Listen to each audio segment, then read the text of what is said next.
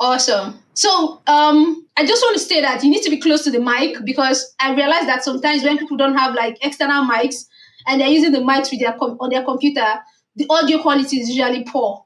So Just something to note here. All right, so I'm excited. I've never met Luke before.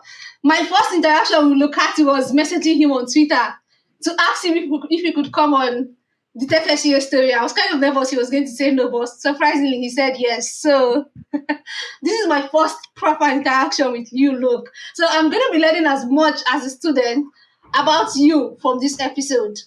So basically what we do is you're just going to tell us your story, like how did you get started? Before even you got into the industry, what were you doing? What was your first job?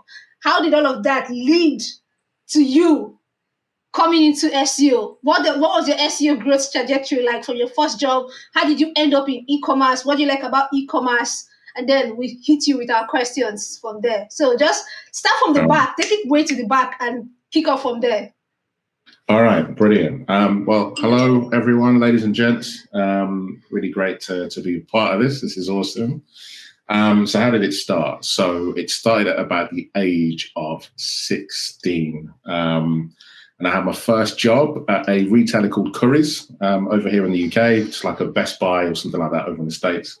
And I started working that job when the old tellies were just phasing out. So I'm kind of showing my age now. You know, the TVs, the CRTs with the big backs, ones that you had to kind of go away and live. I was working when they were just been phased out and HD and flat screens were just kind of coming through. So HDMI cables were kind of popping. They were ridiculously expensive, right? Like £60, sort of $100 for a cable like this long. It was insanity, right? Hunchback TVs, exactly. So I thought, you know what? There's got to be a way I can make some money off this. If Currys can sell these for like 60 to £100, I'm sure I can make some money. So I went to Alibaba, started doing some research, Googling wholesalers, and found a wholesaler through Alibaba. And that was when I started my eBay journey. So I bought some samples at a cost of around £200, maybe 20 or so units, and got on eBay, started selling these, and then kind of learned about the world of SEO accidentally, because I was optimizing my eBay listings, I was improving the images, I was writing better descriptions, I was making people feel more confident, experimenting with prices. And then I jumped on a tool called Terapeak, which is still live today, but Terapeak is basically SEMrush or Ahrefs for eBay, right? So that was kind of my introduction to looking at data, competitive assessment. And it went from there to then going to uni. And actually, to be honest, I hated university. I thought it was horrendous. I really didn't enjoy myself. So I jumped out of that, went back into the world of business and realized that e-commerce is what I want to do. So I sold the cables business, and I started my first proper job at an agency off the back of my success from eBay. So I was able to prove that I knew what I was talking about. I could build a business, and that was my springboard. So it normally goes one of two ways for people. You get on the academic route, which is perfectly fine and adequate, and it can get you to where you want to go.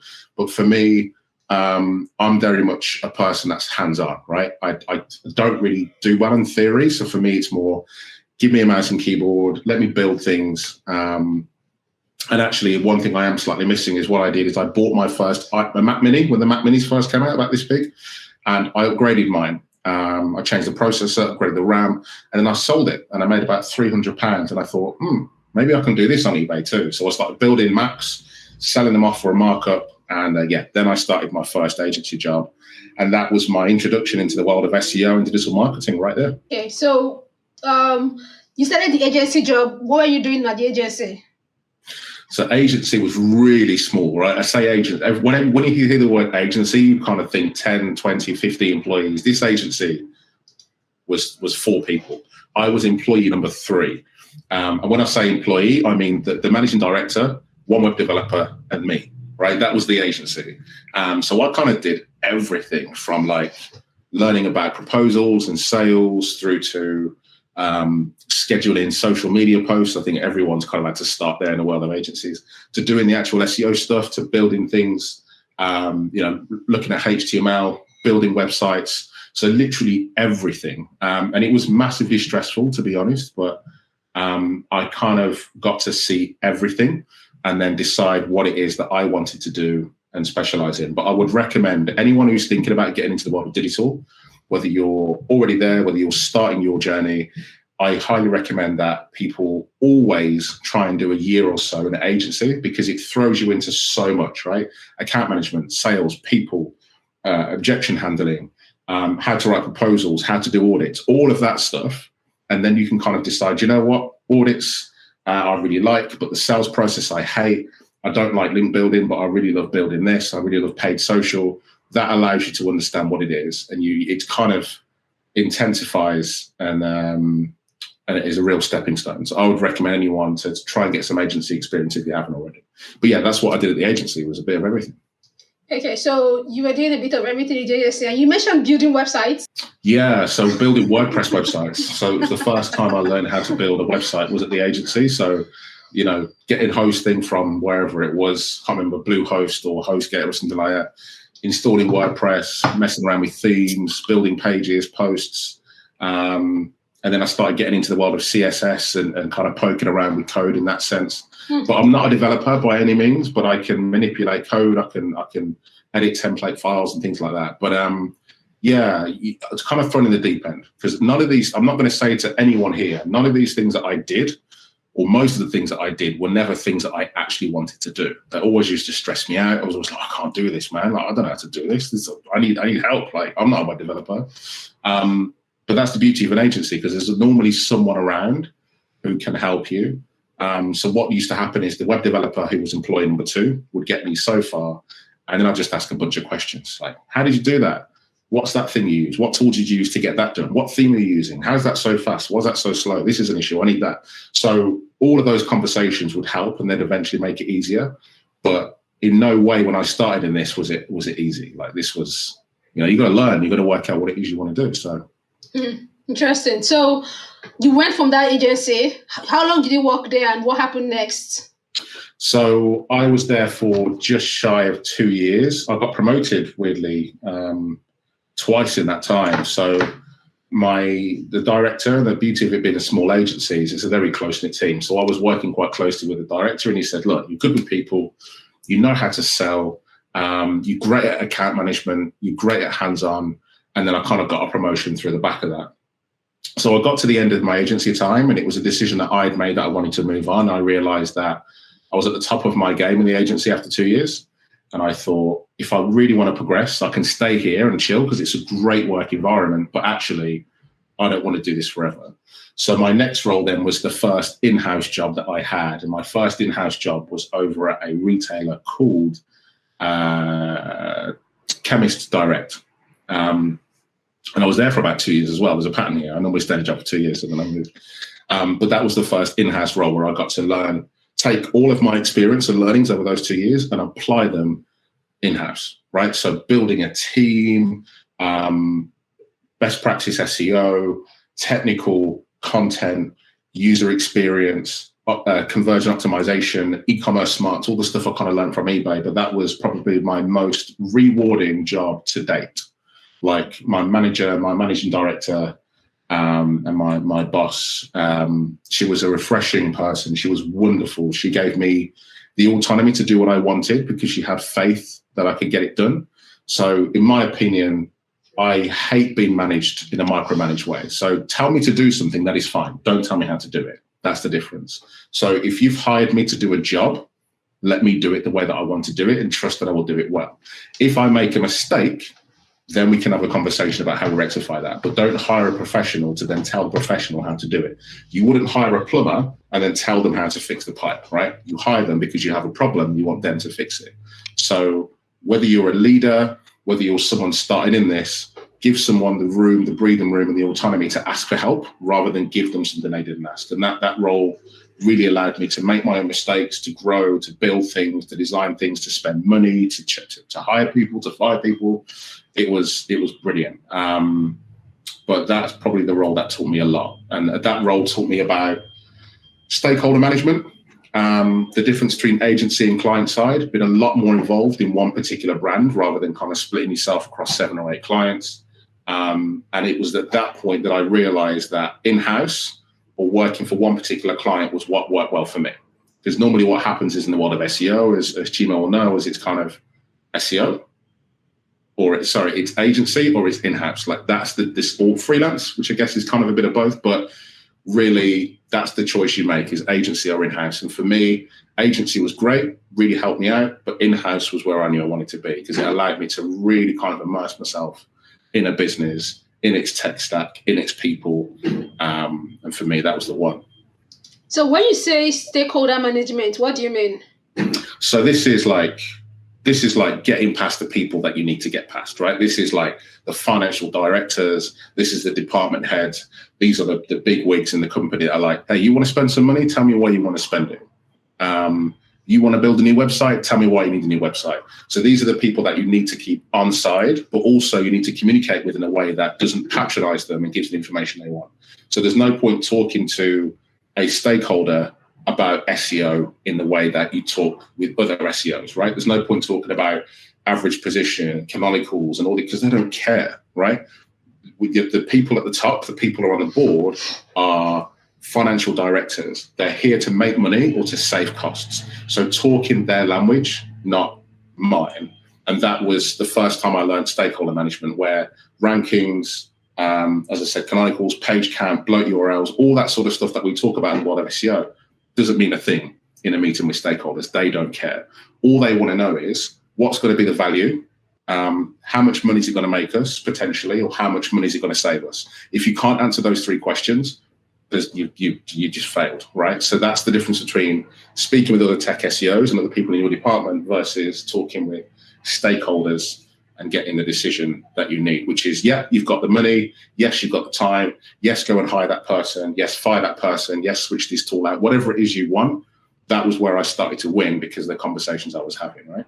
Okay, that's very interesting, because we've been having a lot of conversations around developer SEO relationships, but we haven't talked about beyond developers, the other stakeholders that need to give you buy-in, the people that you need to get approval for. So most of them will be starting internship soon and then delving into a proper SEO career. What advice would you give them on how to build that relationship? No, not build a relationship. How to get buy-in from decision makers. What does that process look like? Like, break it down for us in a step-by-step, easy to understand manner. Okay, good question. So understand what it is your stakeholder wants, right? What are they in the business for? Like, what do they come to work? So if you're speaking with a CMO, which is normally probably going to be the stakeholder and CMO, Chief Marketing Officer, right? So it's normally going to be someone on the board or someone who works into someone on the board. The first thing you need to understand is what makes them tick. What is their KPIs? What are the things that they want to achieve? What does success look like to them? And that can be a conversation you have. Once you've got that information, you know how to talk their language. But I also believe that you need to listen more than you speak, because you need to understand their pains, their frustrations, what they've tried before that didn't work, the tools that they had. Because the worst thing you can do is go in assuming you're right, and then you end the meeting and they say, yeah, I know, mate, I've done that before, or I didn't understand, or no, right? So for me, the first step is to understand what makes them tick, what's going to help them to win, and what's their worst fears at work. And then in a selfish kind of way, you can tap into those. So you can basically say, well, you're scared of hiring an agency, for example, for SEO, because the last agency you hired, you'd spend £50,000 over 6 months and you got nothing, right? So actually my solution to that is, don't use an agency, or use this agency because the problems that they caused are not going to be in this particular situation, and here's why. So that's you talking to their fear. If it's a case of they know that they want to hit £10 million this year in terms of revenue, then start with that. So I can hit £10 million in revenue by investing in this. And here's why, here's how, here's what it looks like. So this probably also comes from my experience in working for couriers, because you'd have customers who come into the shop and they'd be like, right, I need a new washing machine. But as mad as it sounds, they don't need a new washing machine. They want to wash their clothes, right? They don't want to buy a washing machine. They want to buy a way to get clean clothes. So my point here is there's questions to ask first. right, what washing machine do you have at the moment? And they'll tell you. What did you like about it? They'll tell you. What did they hate about it? They'll tell you. It only lasted 12 months, only lasted 2 years.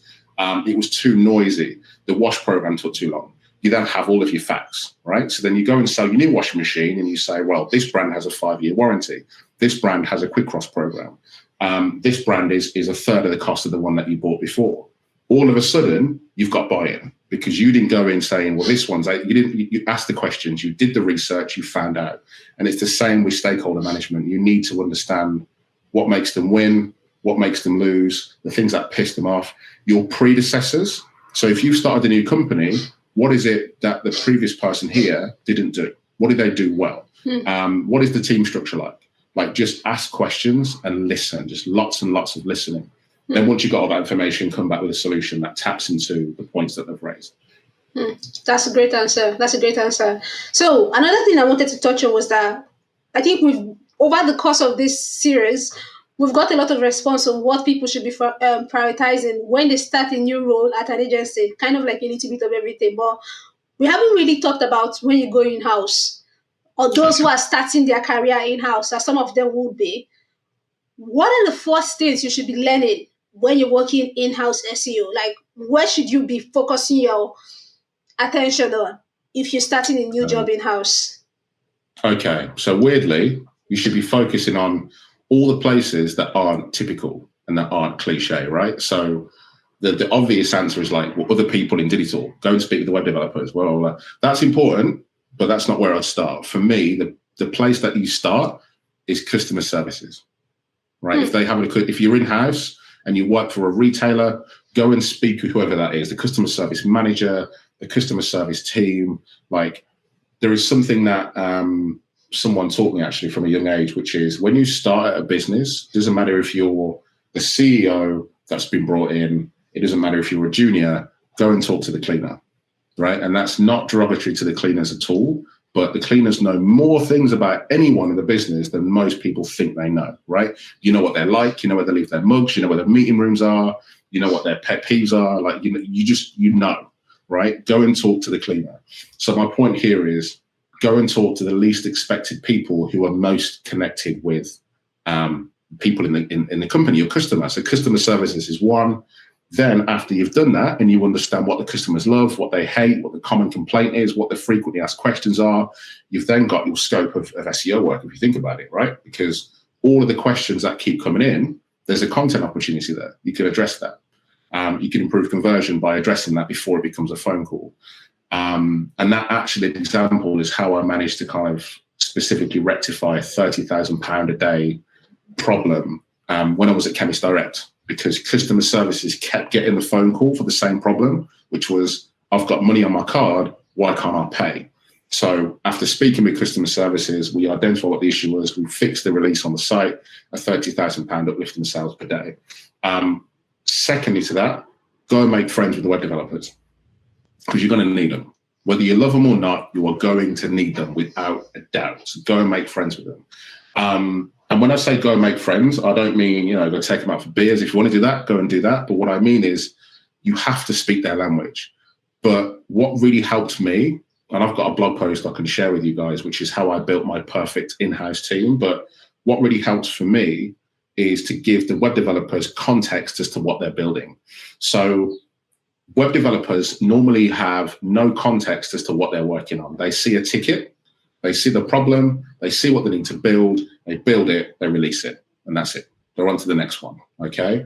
If you can say to a web developer, mate, by fixing this thing for me, you're going to fix this problem, which impacts this many customers in this way and causes this friction problem for these people. By fixing that for me, you're going to make it easier for customers to use, but actually, you're going to make more money. And then go back to them and say, hey, man, when you fix that thing for me, look, we did a 12% increase in revenue this month. They then have personal context, they have investment, they feel rewarded, they feel important. And that is powerful, because the next time you say, Steve, can I get a favor? It's like, yeah, man, what do you need? Rather than back of the line, mate, I've got 6 months worth of tickets, join the queue. So for me, making personal relationships with people in web development is massive, and it goes such a long way. but it's allowing them to see the work that they're doing, So that's probably two. I would say, lastly, if you're bold enough, if you've got access to these kind of people, go and have a conversation with the board, right? One of the most powerful things anyone can do is to have the balls to email the managing director, the chief marketing officer, the chief financial officer, and say, hey, just started at the company. I would love to sit you down for 15 minutes, have a call, whatever, just to talk about what it is you do, how I can help to support the business. And I'll tell you why, because your boss is the one that grants your promotion, right? But really and truly, it's the managing directors that are interested in what the company is doing as a whole. So go and speak to them. Go and make yourself aware to who they are, because they'll be watching you. They'll know who you are. They'll know what your role is. And that's powerful. If you want to make your waves and make your way up in a company, speak to the people that are going to help you, and avoid the way of working in silos. So a lot of people just work in their comfort zones, right? You're hired in an agency, you're hired in-house, and you think, right, my boss is Sharon, who is the marketing manager. So me and Sharon are tight because Sharon's my line manager. And I've got a couple of peers who work in copywriting. So I've got Stacey in email, I've got Mark in copy, right? And you stay within that close-knit team. Problem with doing that is, when you're doing the work, you're only influencing those 2 or 3 people. What about web dev? What about the MD? So go and have conversations further afield than just your immediate team. It makes a big difference. So many good tips. This feels like a mini MBA right now. So you left the in-house role after 2 years. I just want to ask you, I have an idea, but I just want to ask you, why do you only stay 2 years at the company? You said you stayed 2 years at agency. You stayed 2 years at the in-house role. Why is that? Yeah, so I get bored. I do what I came to do, right? So I normally kind of come into a company. There's something that normally attracts me to a role. So yes, there's a job. Yes, there's a salary and all that kind of stuff. It's important. But how big is the challenge? Like, how thirsty are you for change? How much autonomy will I have? How much, to be frank, can I fuck shit up in this company? How much can I switch up, change, fix, address? And if the answer is, mate, it's all yours, I can normally get it done in a couple of years. So once that's done, there's a couple of things that can happen. You've got 2 types of people. One kind of person who's like, you know what, I'm happy to sit on this, coast a nice, juicy salary because I've got a pay rise or 2 in those 2 years, and just chill. And those are the kind of people who typically, and I've got 2 kids myself, so at that point I was genuinely thinking about, do I just stay here for another 3 years and just kind of chill out and whatever? But for me, my fear is getting so comfortable that you're bored, you're complacent, you miss out on cutting edge, and I love a challenge, right? So when I've fixed something and I've delivered it and I've exceeded expectations, or I've delivered what I wanted to do, I'm on to the next one. I'm on to the next role. And 2 years is about that time. But I've even been at a place for 6 months where it's kind of like, you know what, this isn't going to work because you promised me autonomy. You aren't giving it to me. You're asking me too many questions. You're giving me too many gates to go through. And my point that I like to make is, are you paying me to be nice, or are you paying me to make money? Like, make a decision, because if you're paying me to be nice, I don't want to play political games here. I'm here to do a job. Like, Steve, we can go for a coffee, man. We can go for a beer. We can go for dinner. I can meet the kids. I can meet the wife, do whatever. But that ain't like, I'm going to get sacked because I'm not performing. So unless you give me the autonomy that I want and the ability to thrive and do what I want to do, I need to move to the next one, man, because that's how I work. So yeah, 2 years for me is enough time for me to deliver what I came to do. And then it's on to the next challenge. Interesting. All right. So what happened after you left the in-house role? What did you do next? So after Chemist Direct, I actually had a weird one, to be honest. I had a bit of jumping around. So I went to a place called ITG, which is an agency, actually, weirdly enough. And I hated it. I actually got sacked from that job, and I'll explain to you why. So I was promised a account management role. So it was more broad than I've been used to, because I was focusing really on SEO, but I was working with some incredible clients. I worked with Renault. I worked with a number of automotive brands, actually, but the main account that I was working on was Renault. And I was promised to be able to kind of consult these Renault dealerships and say, look, these are the gaps in your website. This is the gap in your SEO. These are your opportunities in paid search. Fix this on your website.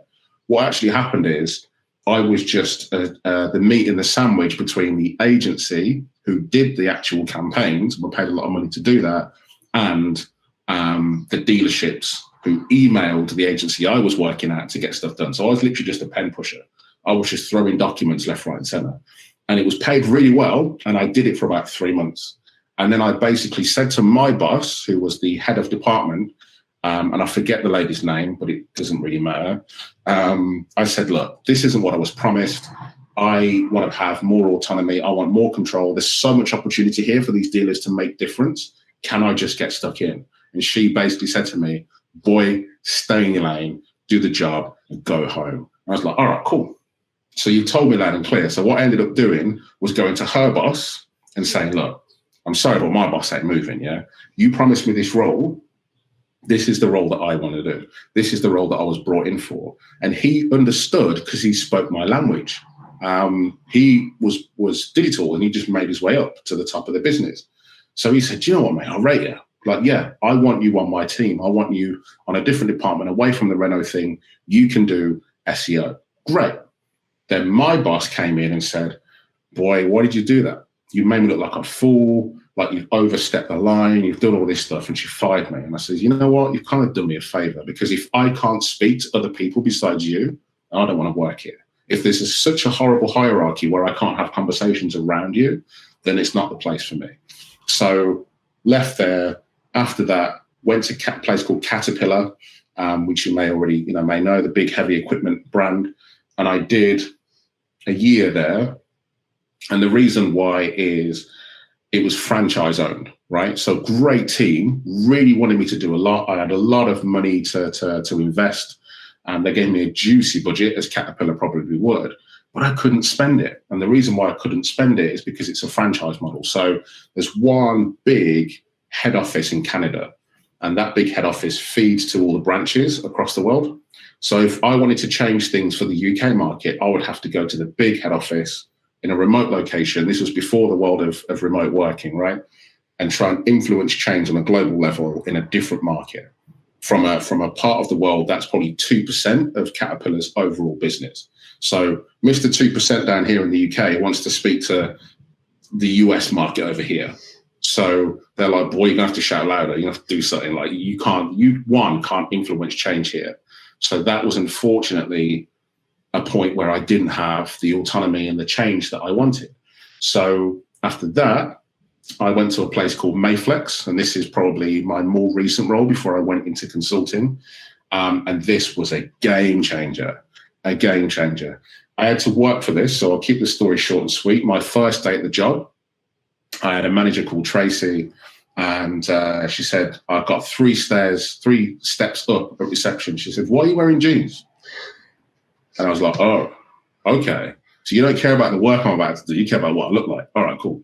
So in the job description, it said smart casual. So I was wearing a smart polo and a pair of smart jeans.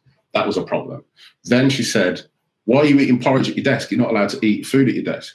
Then it was, you're 5 minutes late. And I'm like, Tracy, you better stop, man, because you're a marketing manager who's had to hire me to do the job that you should be doing. So you need to stop. So I had a chat with the managing director. So I did the thing again where I went over and above my manager. And I said, Andrew, I can't work like this. If you want me to make things happen here, and here's my track record, like, I want to do things for you. Let me explain what it is that I want to do. I need Tracy to either back down and move out my way. You need to just let me get on with it, because if you're going to be mad at me for being half an hour late, I can't work here. I want you to be like potentially absolutely irate with anger at how late I am, but really proud at how much money I brought into the business is the point that I made. Like, look at my success, not my timekeeping, because I work in digital, which means I can work from anywhere. So I could be working at 2 a.m. I could be working at wherever. Look at my output, not the hours that I'm doing. So we went, you know what, fair. You can have whatever you want, mate. Tell me the budgets you need. Tell me what it is you want to build.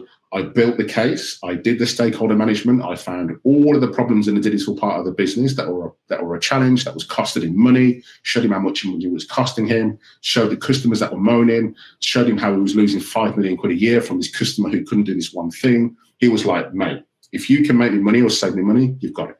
Tracy was out the way.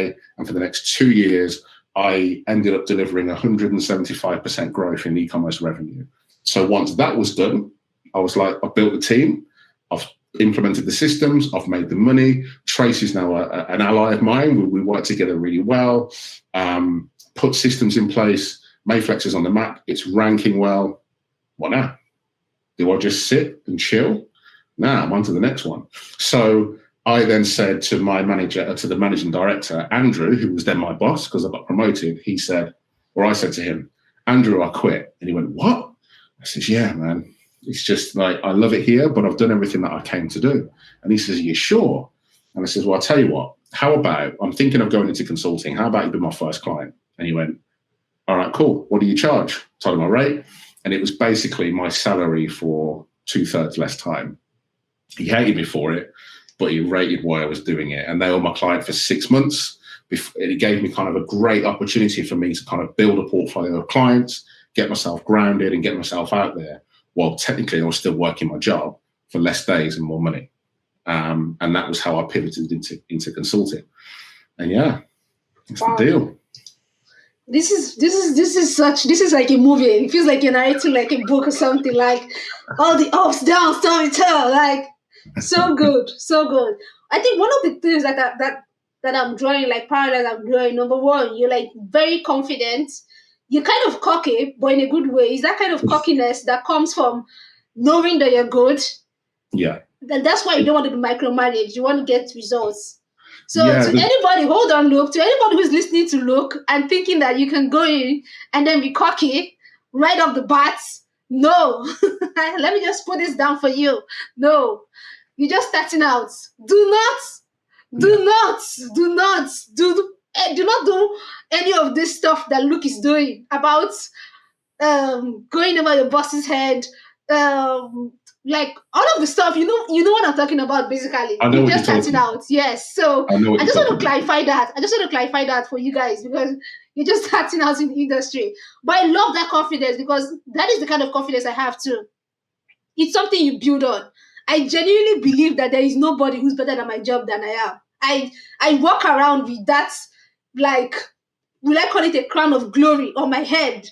That belief that I am the best. I get results. I do the shit. I charge for it. But it doesn't happen. It doesn't happen like right off the bat. It comes from generating results. Results is what should make you cocky and confident. But at the same time, look, I want to disagree with you right now, but in a very, very open way. I love the fact we're having these conversations. I want to disagree with you right now. The whole reasoning of going above someone who is your superior to the next person in line, doesn't that kind of show disrespect for the person? It honestly depends on the company because some people are so ingrained in respecting hierarchy that they forget about the fact that we're at work to make money, right? So like, if you want me to respect hierarchy, but missed out on an opportunity to make money or to move away from someone who doesn't understand what I'm talking about to someone who's more qualified, then you don't want to work there because they will only ever have you talk with the people who you are allowed to talk to. That's not how a business should work. A business should be flat in structure or flatter in structure, where you can talk to anyone left, right, above, or below you and make things happen, right? It's not about respecting hierarchy. Like, it's, if we're all here for the same reason, which is to make a business more efficient, and this goes back to the point of being able to talk with a cleaner, talk with whoever, because if you want to get things done, you've got to get things done. If it doesn't matter if I was the owner / founder of a £100 million company, I would love to have an open door policy and allow people to come in and talk to me and say, look, man, I just want to pick your brains on this, or I'm thinking of doing this. Or even the cleaners to come in and say, look, I've got a little side business, yeah? I'm like, I don't know, I'm making jewelry, or like, I'm really good at illustration. How do I get my stuff onto Etsy? Hey, take a seat. Let me talk to you about how you do that. I never want a cleaner or anyone in the business who's just started to feel that they couldn't have a conversation with me. And this is what I mean. So there's a way to do it though, right? So you tapped into a point about arrogance and cockiness. you've got to earn it. So at first, you have to show your belly, right? So at first, you have to roll on your back and be like, look, I'm new here. I want to do things to impress and all of that stuff. But once you've proven that you can be successful and that your ideas are good and you can build a case, then there's a thing to do. So like, I guess my conversation here was when I talk about the example of Tracy getting on my nerves and like asking me all these questions, I'm saying to you people, in the group now that I went in and I was like, Andrew, I'm not having this, mate. Fuck that, fuck this. Like, that's not how it went, right? The reality is how it went is it was a case of, Andrew, I've been here for 2 weeks. This is my job description. This is what I came here to do. Here's a couple of my ideas. And we already had conversations about my time and how I like to work. So respectfully, I would like to come to you to get the support to allow me to get the working environment that I need to thrive in. We had a conversation. That was one of the first conversations we had. He was like, great. Why is she getting on your nerves? And I was like, right, well, let me just talk you through it. So I was 10 minutes late, but I have a child. I need to get that child to nursery to then come to work. But I also don't want to have a working relationship where you're going to say to me, I'm going to arrive 10 minutes late, therefore I have to work 10 minutes over. Now, that's not how I like to play, right? Because it's belittling, it's not representative, and it's not my working environment. So there's a good way. I can't just walk into Andrew's office and go like, boy, I'm not happy here, man. Tracy's winding me up. Like, no, that's not the way to do it. There is a way that you respectfully make that conversation, you prove yourself, you build your case, you show you're making money. But what's really, let me, I guess, back up what you've asked, Chima, I guess, with a point. If you were at your appraisal, right? You've been in the agency in-house at a brand for a year, and you were like, you know what? We've seen you doing bits. You and your line manager are great, but where are you making a difference here? What kind of money have you made? Like, where are the conversations happening? Do you know anything that happens? Like, do you know about customer services? Do you know about what customers' challenges are? And the answer to that question is going to be no, because the only person that you engage with on a day-to-day is your line manager, who, let's be honest, doesn't really give a shit about you because you're just an employee, right? So like, but if you can be in that meeting and say, well, actually, yeah, I spoke with customer services about this. I can actually prove how I've made 4x revenue or a 20% increase in revenue, whatever that is, regardless of anybody else in that business, the person who is giving you that appraisal is going to see you. And they're going to make things happen, because everybody wants to play nice up until the point where they're in the firing line or they're in trouble. And the only thing that keeps you out of that trouble is how much money you made or how good a job you did, not how respectful you were of hierarchy, right? So in that case, Tracy, your line manager, who is not necessarily on your side, that's the challenge. Is if you can prove you're making money and you're having the right conversations and building the right things, nothing else really matters. And if that is something that a company doesn't want you to do because it's considered out of character, stepping out of line, disrespecting the hierarchy, it's probably not the place that you want to work. But it depends on the kind of person you are. I'm quite extroverted. I'm quite confident. I can do that. There is nothing wrong with people who prefer to stay in their lane and do a job really well. But like, if you want to go places and get to a director level or senior management level and start to earn money and build a career that you want, then you have to have these conversations early, right?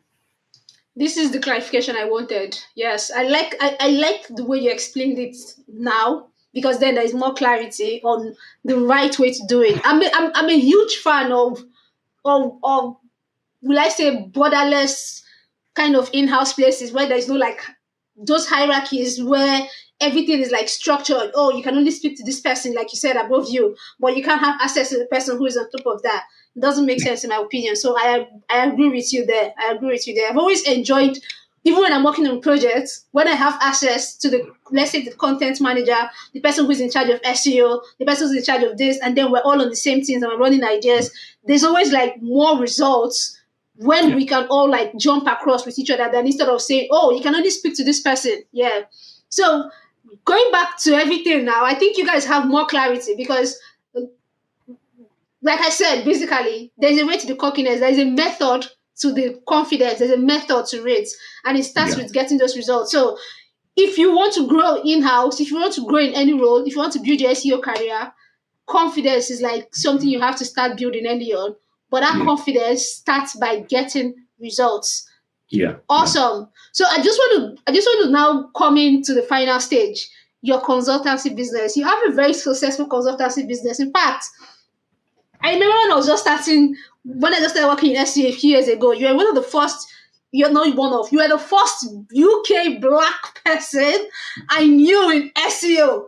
The first, the only one for a long time, to be honest. You have such great visibility. You're doing everything right. Look, how did you grow that consultancy? Because that's the dream for everybody in SEO.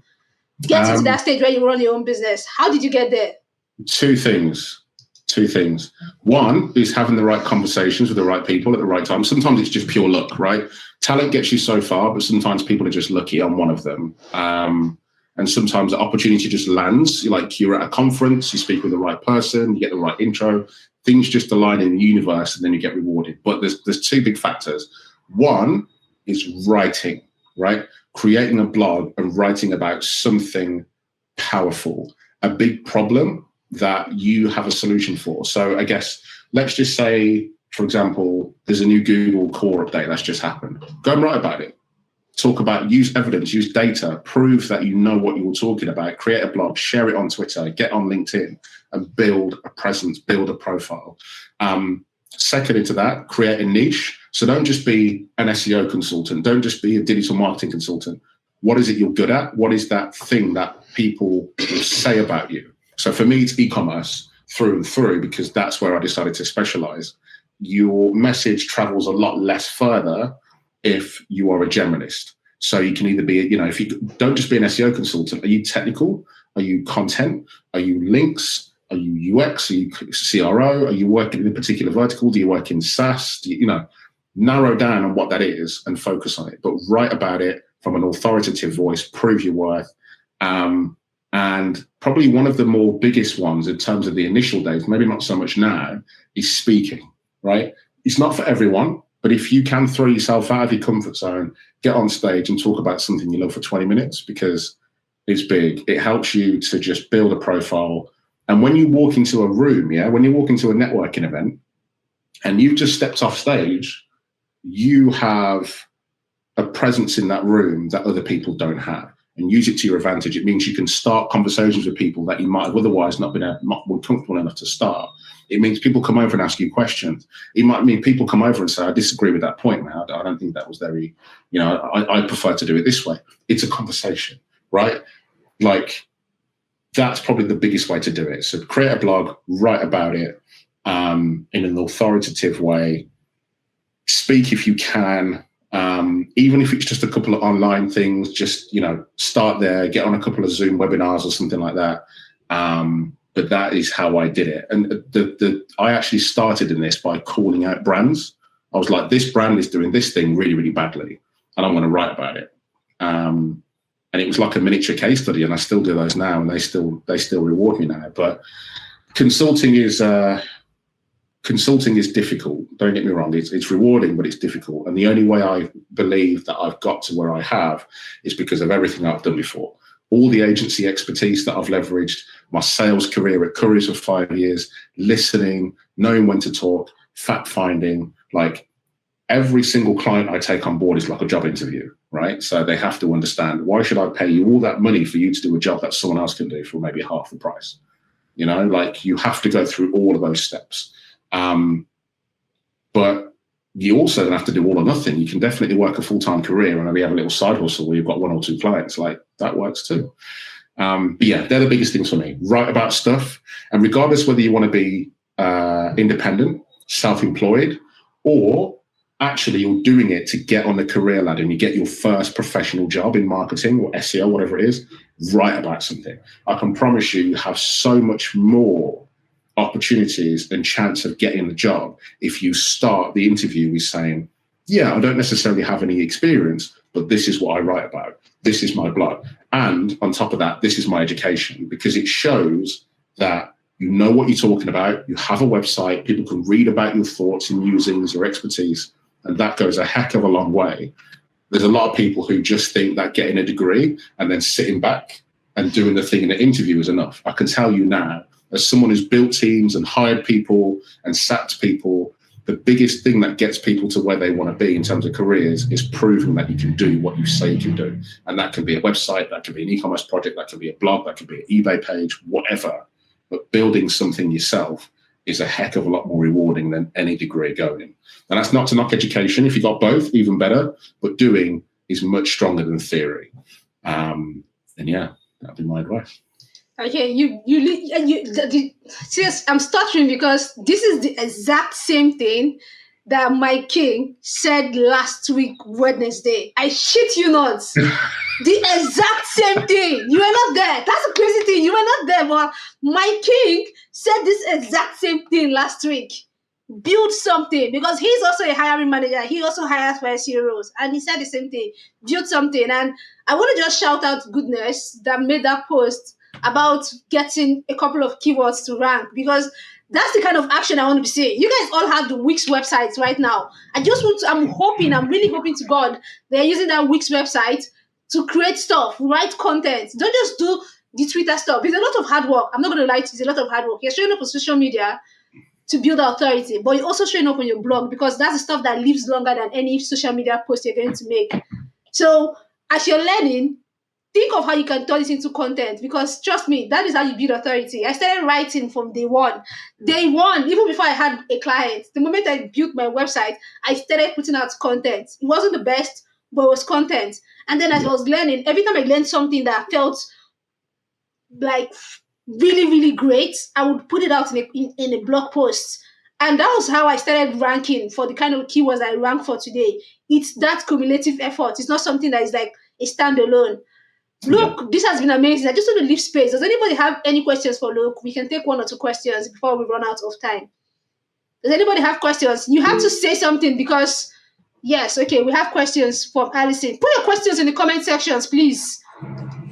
Okay, Alison is asking, what's the one skill developed from your first job? That's a job at Chorus that stayed with you and has been beneficial to you in implement. I think I know the answer to that, but yeah, I'm going to let you answer that. I love that question, actually. Yeah. The one that I would say is the biggest one that I use today, and probably even use right now, today, is conversation.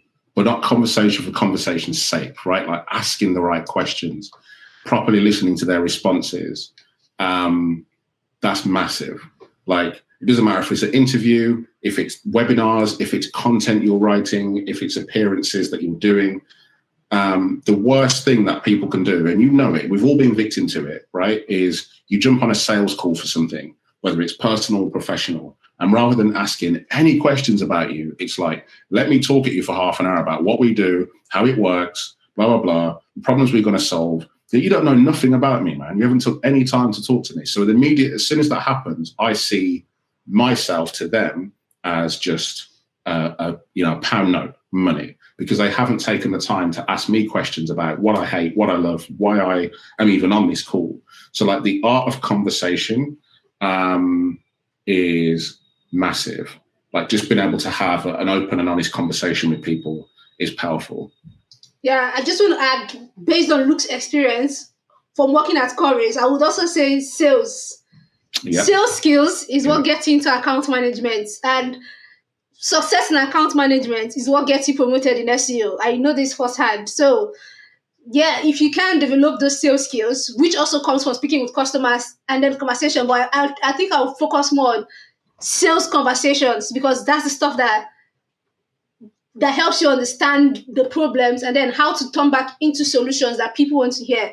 Because that can also guide you when you go in-house, when you're trying to close accounts, working in the agency side, and even when you start your own business, if you even decide to take on clients on the side while working for someone else. So definitely something to like hone in on.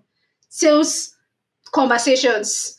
All right, Matilda has a very interesting question. In e-commerce SEO, is there a better way to incentivize, optimize a discontinued or out of stock page? Yes. Okay, Luke just dropped a link. A blog post, one I made earlier. Yes. That's brilliant. That's perfect. So if anybody wants to like definitely get into this, this is really good. This is really, really good. All right, I think we're almost out of time. Luke, this has been incredible. So many insights. And Yeah. yeah, I'm going to just remove you from yes, from on pin, so we can just take one group picture. Yes, I keep forgetting, but every time I remember, we try to take a group picture so that we can use this for social media. So if everybody can just give me like their best smile, except Munene who can turn on his video, that would be great. Yes. Also, All also, right.